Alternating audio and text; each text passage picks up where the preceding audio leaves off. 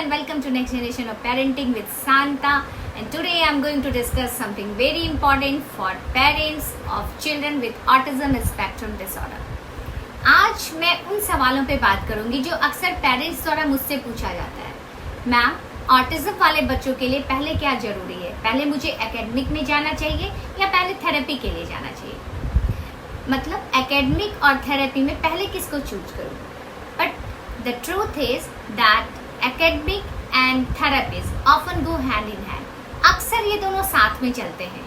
Neuroscience कहता है कि academic is not just about book. A child's brain grows stronger when academic activity and therapies are blended together. मतलब जब academic, therapies और activity तीनों मिलके साथ काम करें तो हमें बच्चों में बेहतर रिजल्ट दिखने को मिलता है। हमारा जो ये ब्रेन है, ये ब्रेन स्टिमुलेशन से और बैक एंड फोर्थ कम्युनिकेशन से विकसित होता है और बहुत ज्यादा मजबूत होता है। हमारे यहाँ मडलाइन बेबी नॉक्स में we don't separate academic and therapies, बल्कि हम इनको इंटीग्रेट करते हैं। फॉर एग्जाम्पल, अगर हमने बच्चों को पेपर टीयरिंग एक्टिविटी दिया और बच्चे पेपर टीयरिंग एक्टिविटी कर रहे हैं, ये हो सकता है कि दिखने में बहुत सिंपल लगे, पर इस पेपर टीयरिंग एक्टिविटी से बच्चे का अटेंशन बढ़ रहा है, अटेंशन से बच्चे का फोकस बढ़ रहा है, बच्चे का फाइन मोटर स्किल ग्रिप बढ़ रहा है, और ये जो ग्रिप है यही जाके आगे एकेडमिक में बच्चे को हेल्प करता है। इससे बच्चे का जो सोशल स्किल है उसमें भी मदद मिलती है।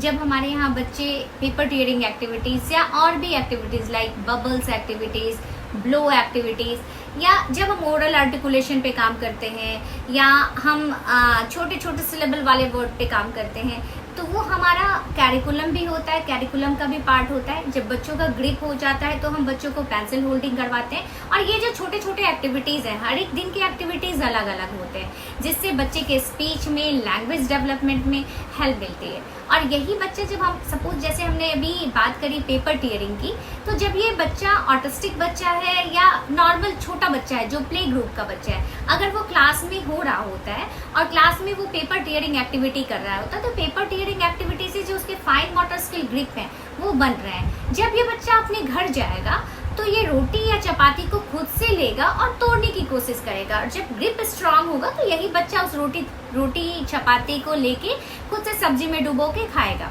तो इससे क्या हो रहा है ना, जब बच्चा स्कूल में टीयरिंग कर रहा है, घर जाके वो ग्रिप बन रहा है। इसमें पेरेंट्स को समझना है कि हमें कैसे काम करना है। एक दूसरे के साथ मिलके ही हम अच्छे तरीके से बेहतर रिजल्ट बच्चों में दे सकते हैं। अब बच्चे की होल्डिंग बढ़ गई। जब बच्चे की होल्डिंग ग्रिप बच्चे का स्ट्रांग हो गया, होल्डिंग हो गया, तो बच्चे के हाथ में हम पेंसिल दे देते हैं। जब बच्चा पेंसिल पकड़ लेता है, ग्रिप स्ट्रांग के साथ पेंसिल पकड़ने के बाद बच्चा स्टार्ट कर देता है dot to dot, 0 to 0, matching object, फिर 1, फिर जाके ABCD, फिर एकेडमिक टोटली हमारा अच्छे तरीके से स्टार्ट हो जाता है। तो ये जो हमारी एकेडमिक है, ये जो हमारी थेरेपीज हैं और ये जो हमारी एक्टिविटीज है, ये तीनों एक साथ चलता है।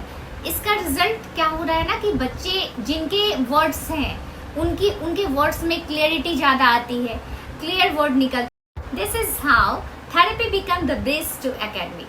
बट अक्सर पेरेंट्स सोचते हैं कि एकेडमिक मतलब हमारे बच्चे की 1-2 स्टार्ट हो गई, हमारे बच्चे का ABCD स्टार्ट हो गया, और वो एक्सपेक्ट भी करते हैं बच्चे से कि आज हमारे बच्चे ने क्या पढ़ाई करी है।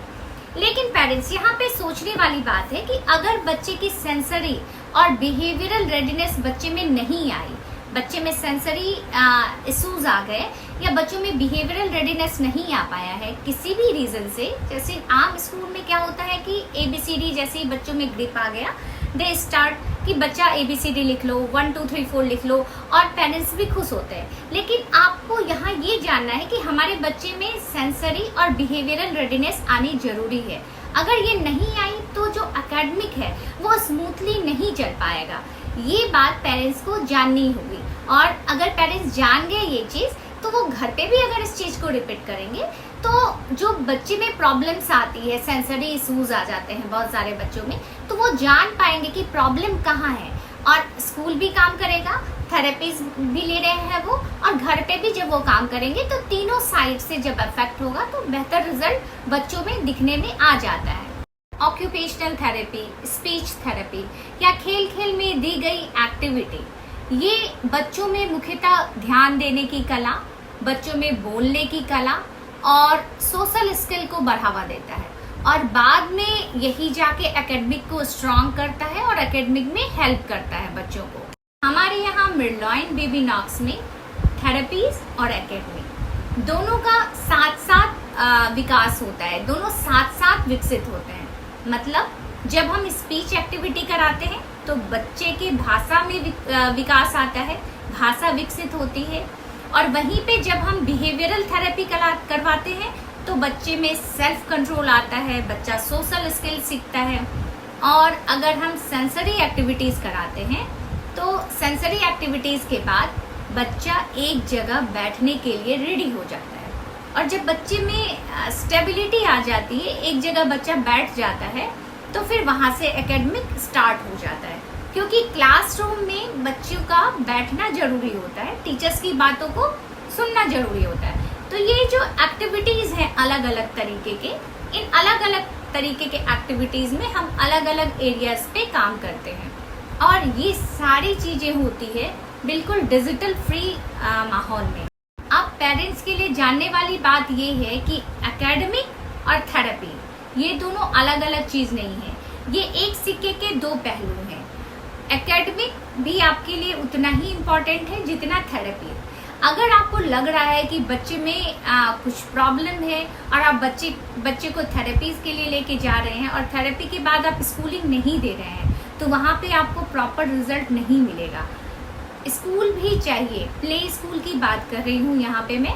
आप किसी भी प्ले स्कूल में एनरोल करवाइए और ध्यान से देखिए कि वो स्कूल किस मॉड्यूल पे काम कर रहा है, क्योंकि जहाँ एकेडमिक बच्चों के को ज्ञान से जोड़ती है, वहाँ पे सपोज कीजिए कि आपका बच्चा बहुत दौड़ता भागता है और उसमें सेंसरी इश्यूज हैं, तो वो जब सेंसरी इश्यूज, सेंसरी एक्टिविटीज जैसे थेरेपीज के लिए आप जा रहे हैं, और उससे क्या होता है कि बच्चे को एक जगह बैठने की आदत लग जाती है, बच्चा एक जगह बैठना सीख जाता है, और जब बच्चा सीख जाता है बैठना तो एकेडमिक के लिए स्टार्ट हो गया।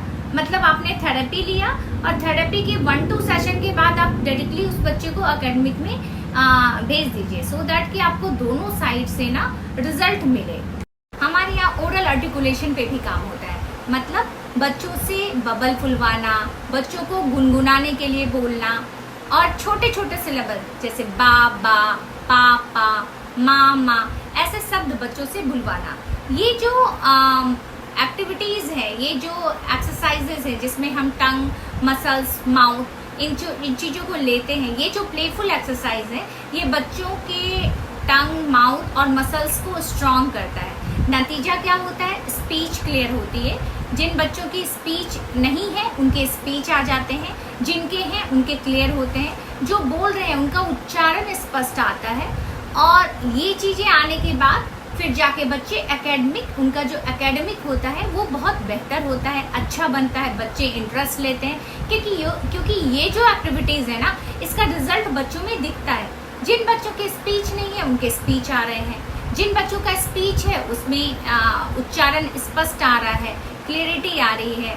तो ये जो ओरल आर्टिकुलेशन है ये हमारे एकेडमिक का ही पार्ट है, और जब स्पीच थेरेपी के पास, थेरेपिस्ट के पास आप जाते हैं तो वहाँ पे ओरल आर्टिकुलेशन पे काम होता है, टंग ट्विस्टिंग पे काम होता है, टंग एक्सरसाइज पे काम होता है। तो ये जो एक्सरसाइजेज हैं ये हम एकेडमिक अपने जो हमारा बन के आता है सिलेबस, या जो हमारे एक्टिविटीज़ बन के आते हैं, ये उनका ही पार्ट है। और सबसे बड़ी बात है कि हम MIT पे काम करते हैं, यानी मल्टीपल इंटेलिजेंस थ्योरी। हमारे यहाँ हर एक बच्चा एक जैसा नहीं है, हम हर एक बच्चे को अलग अलग तरीके से देखते हैं। हर एक बच्चे में अलग अलग हुनर है और उस हुनर को हम पहचानते हैं। कोई बच्चा म्यूजिक से जल्दी सीख लेता है, कोई बच्चा एक्टिविटीज से जल्दी सीखता है, कोई बच्चा मूवमेंट से जल्दी सीखता है, कोई बच्चा लॉजिक से जल्दी सीखता है। तो ये जो हर एक बच्चे की सीखने की अलग अलग तरीके हैं, हर एक बच्चा अलग अलग तरीके से सीखता है, वो उसका इंटरेस्ट होता है। तो हम वहाँ पे बच्चे के हिडन इंटरेस्ट को देखते हैं कि बच्चा किस तरीके से जल्दी सीखता है, क्योंकि जो हमारे लेसन प्लान बन के आते हैं ना, उसमें जितने एक्टिविटीज़ होते हैं वो सारे एक्टिविटीज़ बच्चों पे रिसर्च करके बनाए गए हैं कि कि 3 साल का बच्चा 2.5 साल का बच्चा अगर नहीं बोल रहा है तो इसका 2.5 साल का बच्चा अगर नहीं बोल रहा है, इसका मतलब ये नहीं कि बच्चे में ऑटिज्म है या बच्चे में ADHD है, स्पीच डिले हो सकता है। तो जब हम इस तरीके से काम करते हैं तो जो ऑटिज्म वाले बच्चे हैं उनमें भी रिजल्ट आता है, जो नॉर्मल 2.5 साल 3 साल के बच्चे हैं उनमें और भी बेहतर रिजल्ट आता है। और इस तरीके से जब काम होता है ना तो बच्चे का इंटरेस्ट बढ़ता है, और जब इंटरेस्ट बढ़ता है, पढ़ाई से जब इंटरेस्ट बढ़े तो जो एकेडमिक का नींव होता है वो स्ट्रांग होके, जो फाउंडेशन जिसको हम कहते हैं ना, वो बहुत ज़्यादा स्ट्रांग होता है, और वहाँ से बच्चों की पढ़ने की जो शुरुआत होती है वो ही बच्चे खुश होके करते हैं। और वो शुरुआत अगर अच्छी हो तो आगे और भी अच्छा रिजल्ट हमें दिखने को मिलता है। यहाँ पे थेरेपीज मतलब नींव मजबूत करना, और एकेडमिक मतलब ज्ञान से जोड़ना। तो जब ये थेरेपीज और एकेडमिक दोनों मिलके काम करें ना तो वहीं पे बच्चा आत्मविश्वासी बनता है, बच्चा आत्मनिर्भर बनता है, और बच्चा खुशहाल बनता है। तो थेरेपीज का और एकेडमिक दोनों सिक्के के दो पहलू हैं, दोनों का होना बहुत जरूरी है। ऐसा नहीं कि आपने अगर थेरेपीज लिया है और बच्चे में प्रॉब्लम है और आप सोच रहे हैं कि नहीं मैं थेरेपी के लिए जा रही हूँ, और वो थेरेपीज अगर आपने 25 दिन का ले लिया, 3 महीने का ले लिया और बीच में आपने छोड़ दिया तो वो काम नहीं आएगा। लेकिन अगर वो एक सेशन आपने थेरेपीज लेके स्कूलिंग कर लिया बच्चों का, तो वहाँ पे जो थेरेपीज के जो फायदे होते हैं वो बच्चों में दिखने लगता है, स्टेबिलिटी आ जाती है, और जो चीज़ें नहीं हो पा रही हैं वहाँ पे, आप किसी भी रीज़न से थेरेपीज के लिए नहीं जा रहे हो और बच्चे में बैठने की एबिलिटी आ गई है, बच्चा एक जगह बैठना जान गया है, तो वहाँ पे जो थेरेपी से बचा हुआ वो स्कूलिंग में कवर हो जाता है। यहाँ पे मैं ध्यान दीजिए, यहाँ पे मैं प्ले स्कूल की बात कर रही हूँ। Here at BabyKnox we create the balance, so every child can learn, every child can grow, and every child can shine in their own way.